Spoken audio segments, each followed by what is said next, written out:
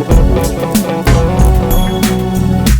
now it's time for the Eliminator RC Tip of the Week.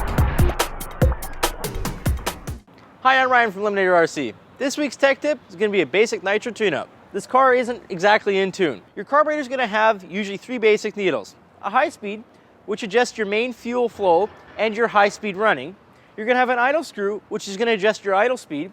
And usually on the other side, you're going to have a low speed mixture, which is going to adjust the amount of fuel you get at idle for how long it idles for and how high it will idle. Usually what you want to do first is make sure your car is up to operating temperature before you start playing with the needles. As you can tell, our idle's a bit low. Whenever you adjust the carburetor, you're always going to make sure you go about 1/8 to 1/4 turn at a time.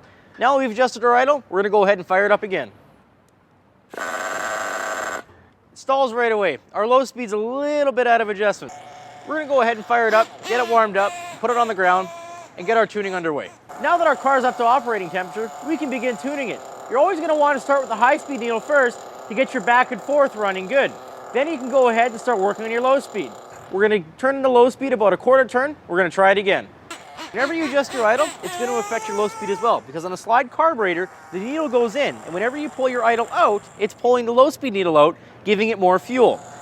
Now that we've made the idle adjustment and the low speed adjustment, we're going to go ahead and give it another try. You're going to want to run it up and down and clean out the carburetor and the crankcase of all the excess fuel, and then let it idle down again and see where it's at.